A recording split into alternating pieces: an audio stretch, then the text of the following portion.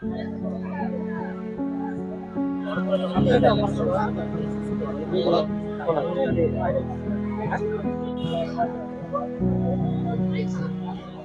Merit Dhaka বিশ্ববিদ্যালয়ের পক্ষ থেকে আজকে ফ্রি মেডিকেল ক্যাম্প এবং স্বাস্থ্য পরীক্ষা নিরীক্ষা ক্যাম্প।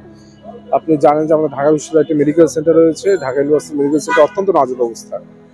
এই জন্য আমরা 2024 সালের 5ই আগস্টের পরবর্তী সময় কিন্তু কমন মেরিটের পদযাত্রা শুরু হয়েছে, তখন থেকে কিন্তু কার্যক্রম অব্যাহত আছে।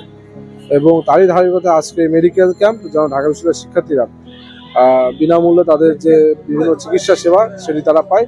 এবং কমন মেরিট প্রতিষ্ঠা হয়েছে, আপনি জানেন যে বিএনপি রাষ্ট্র মেরামতের 31 দফা, সেই 31 দফা 26 নম্বর দফা সবার জন্য স্বাস্থ্য এবং সার্বজনীন চিকিৎসা, সেটি থেকে কিন্তু কমন মেরিটের থিমটি আমাদের মাথায় এসেছে এবং সেটা নিয়ে আমরা কাজ করছি। আজকে সকাল 10টায় শুরু হয়েছে, দুপুর 2টা পর্যন্ত অব্যাহত রয়েছে। গত 1 বছরে ঢাকা বিশ্ববিদ্যালয়ে প্রায় 11,000 শিক্ষার্থী কমন মেরিটের সেবা গ্রহণ করেছে।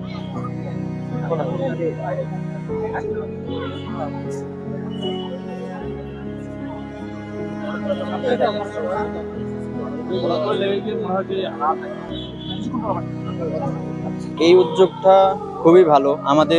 আমরা যারা সাধারণ শিক্ষার্থী থাকি, আমাদের হলে এই ধরনের সেবার পাওয়ার সুযোগ নাই। আমাদের মেডিকেল যে সেন্টারটা আছে, ওই সেন্টারেও ভালো সেবা পাওয়া যায় না, যে কারণে এই ব্যক্তি উদ্যোগে হামিম ভাই বলেন বা বাংলাদেশ জাতীয়তাবাদী ছাত্র দল কর্তৃক যে এই উদ্যোগ নেওয়া হয়েছে, এই উদ্যোগটা আমার মনে হয় যে খুবই পজিটিভ।